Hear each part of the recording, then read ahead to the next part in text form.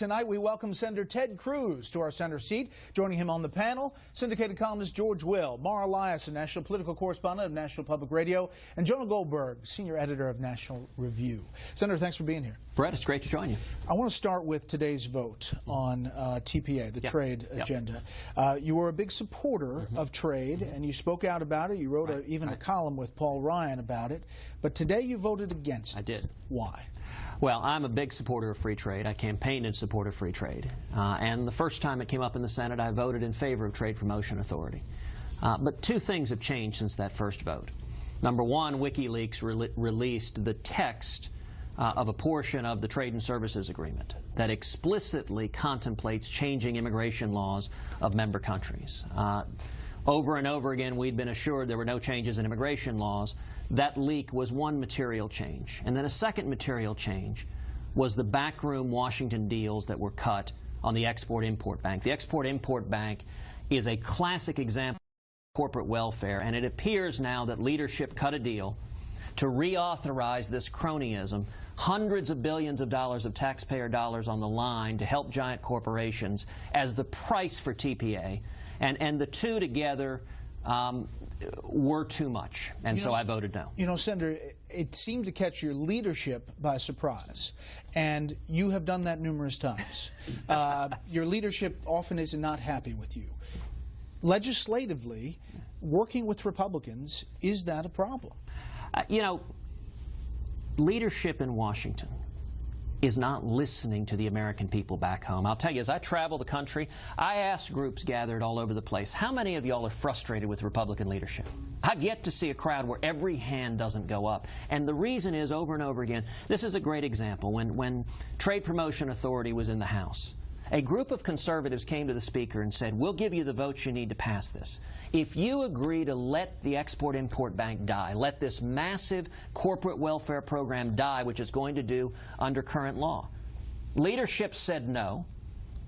They're more indebted to K Street and the Washington lobbyists, the Washington cartel, than they are to conservatives. And this week we're seeing a purge where two different conservatives, Mark Meadows and Ken Buck, have been stripped of their chairmanships as a result of their standing for their principles. And look, conservatives across this country are frustrated. Why does leadership always cut a deal with the Democrats instead of standing for conservative principles? Well, we'll get to the Export-Import Bank, which is, you know, people don't fully understand it. We'll have many pieces on this. But Senator Graham, for example, thinks it's going to cost jobs in South Carolina. But let me turn to George Will.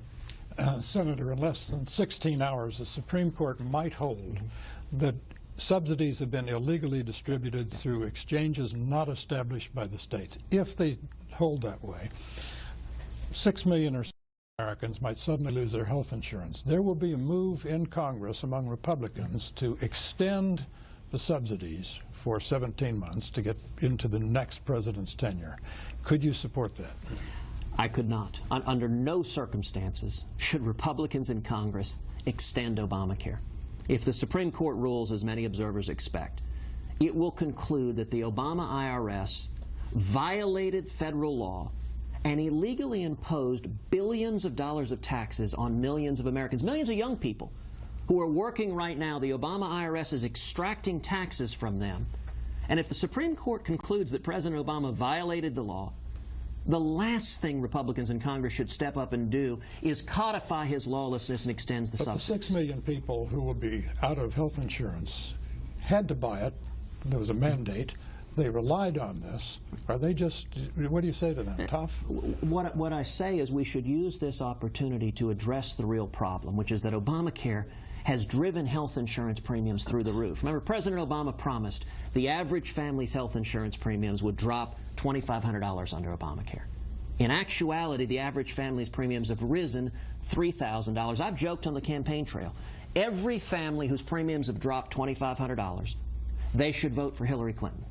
I'll take everybody else. And we've never had a race. Excuse me to interrupt. You're saying you would not vote for a patch to take you from point A to point B. So what we should do instead, correct, what we should do instead is allow states to opt out, and allow states to opt out of everything. Opt out of the individual mandate, opt out of the taxes, opt out of the employer mandate, opt out of all the mandatory coverage, which is driving up premiums for a lot more than 6 million people. You're talking hundreds of millions of people who are seeing their premiums go up for Obamacare.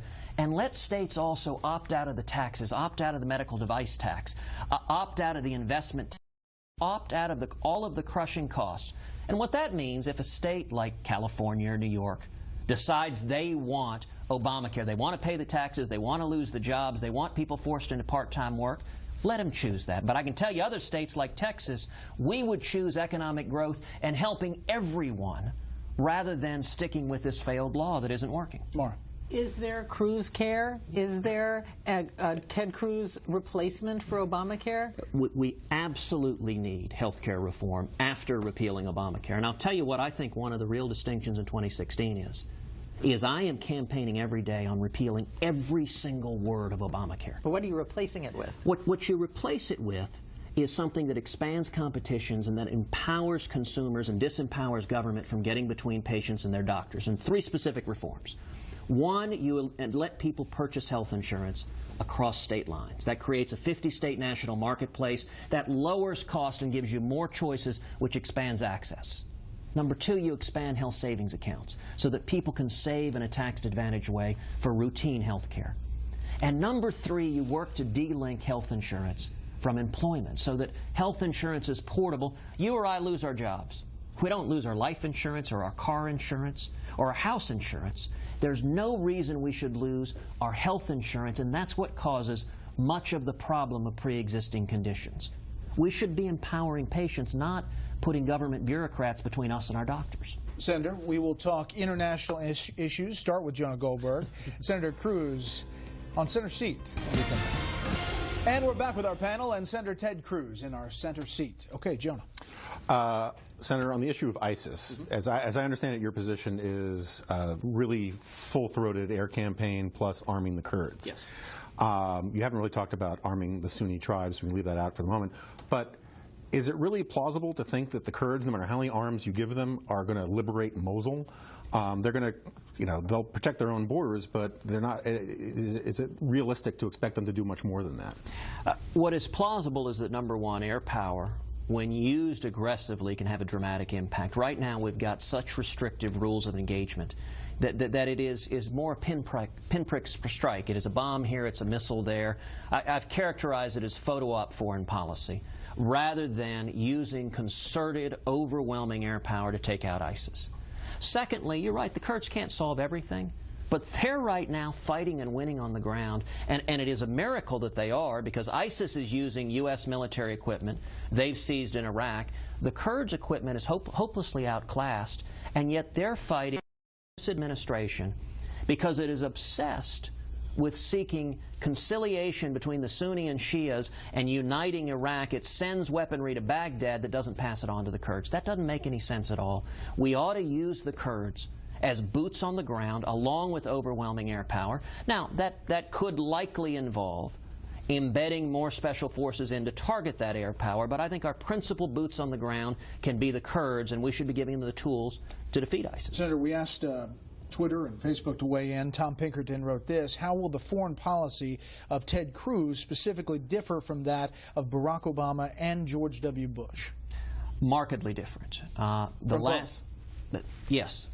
The last 6.5 years, we've seen the Obama-Clinton foreign policy. Leading from behind is how they memorably summed it up. And what happens is America has receded from the world. Today, our friends and allies, they don't trust us. And our enemies, they don't fear us. I think we should get back, number one, to American leadership in the world. That means speaking out with a clarion voice for freedom, speaking out for the oppressed, speaking out for people like Pastor Saeed Abedini, an American pastor imprisoned in Iran, speaking out for people like Leopoldo Lopez, the Venezuelan opposition leader who's been wrongfully imprisoned and is on the 29th day, I believe, of a hunger strike. This president is silent in using the bully pulpit of speaking for freedom. But at the same time, any U.S. military force, we have always been exceedingly reluctant to engage in military force. It's worth remembering, biggest country Reagan ever invaded was Grenada. Any military force should be dictated by the vital national security interests of the United States, and if and when we use force, we should use overwhelming force for a clearly stated objective, and then when we're done, we should get the heck out. You ask where I differ with George W. Bush? I don't think we should be engaged in nation building. It's not our job to turn foreign nations into democratic utopias, to try to turn Iraq into Switzerland. It is the military's job to hunt down and kill our enemies, to kill ISIS before they murder American citizens and they wage jihad. Mar. Would you put more U.S. combat troops, I guess we call them advisors, in Iraq? Would you put them embedded, on the front lines to do what everyone says has to be done if you're going to use more air power? Be spotters, call in the strikes. And how many more troops do you think we need there? The current policy we're following makes no sense. So the advisors that we're sending in are not able to be effective, and the reason is the commander-in-chief hasn't set an objective. Hasn't set the right objective of destroying ISIS and using overwhelming military power to do so. Last year in the Senate Armed Services Committee, I asked Secretary of Defense and the Chairman of the Joint Chiefs, I said, if the object were to destroy ISIS in 90 days, militarily, what would be required for that? General Dempsey responded, I'm sorry, that's impossible. I said, okay, General, if that time frame is unrealistic, you tell me, in your military expertise, what would be required not to degrade, not to weaken, but to destroy ISIS, and what time frame is reasonable? His answer was, he said, there is no military solution to this.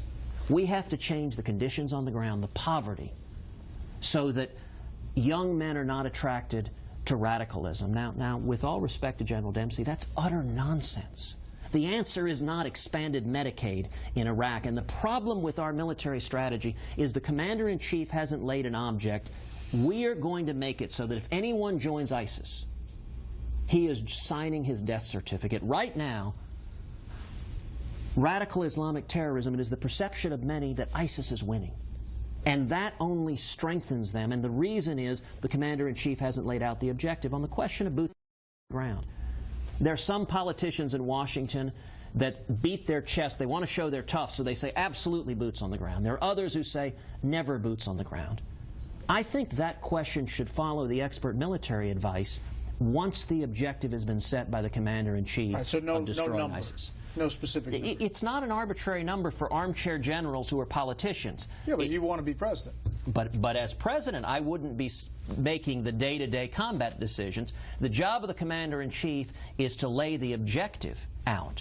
And then you rely upon the generals and admirals and commanders to give you their expert advice on the tools needed to carry out that objective. Senator, thank you. We have one more segment, Center Seat. We'll start with George Will after the break. And we're back with our panel and Senator Ted Cruz in our center seat. Thanks for sticking around, Senator. George. 18 states in the District of Columbia with 242 electoral votes have voted Democratic in 6 consecutive elections. Why is Ted Cruz the answer to flipping some of those blue states that in 6 consecutive elections other Republicans have been unable to flip? Albert Einstein famously said the definition of insanity is doing the same thing over and over again, expecting different results. Over and over again, the Washington world of consultants say we've got to run a moderate, an establishment moderate, and every time we do it, we lose. If you compare 2004, the last race Republicans won, to 08 and 12, by far the biggest difference is the millions of conservatives who showed up in 04, who stayed home in 08 and stayed home in bigger numbers in 12. They fall into 2 groups. Number 1, evangelical Christians. Number 2, so-called Reagan Democrats, largely blue-collar Catholics, up and down the Midwest and up into New England. I'll tell you, Heidi and I, we spent months thinking about and praying about whether to run for president. Our daughters are 4 and 7. You don't lightly throw a young family into the maelstrom of a presidential race. The reason we decided to go forward is I look at the rest of the field. There are a lot of people who are talented, who I like, who I respect. I don't see a lot of candidates who I think are likely to energize and mobilize and bring back to the polls those conservatives. And I think based on the record I built of standing and fighting for conservative principles over and over again, that I'm in the best position to energize and bring back those conservatives, and at the same time to bring back together that old Reagan coalition of conservatives and libertarians and evangelicals and young people and Hispanics and women and Reagan Democrats. That's what we got to do to win. Senator, there's a lot of focus on the Confederate flag in the wake of the situation in Charleston. 2 of your co-chairs South Carolina, Lee Bright and Bill Chumley, are for leaving the flag, calling the removal of the flag a Stalinist purge. Do you agree with those co-chairs in South Carolina? Well, let me say first of all, what happened at the Emmanuel AME Church was horrific. It was heartbreaking. I'll tell you, as a Christian, I cannot imagine a man walking into a church, sitting down and praying with men and women for an hour and then standing up and murdering them. I mean, it is a level of evil and racism and bigotry that just takes your breath away. And let me say, secondly, that for the victims' families to come out publicly and call for forgiveness, I mean that brings tears to your eyes. What an amazing display of Christian forgiveness. It is. I'll tell you, my friend and colleague Tim Scott gave a moving speech on the Senate floor. Yeah, we played some of that. And Lindsey Graham did as well, both of them.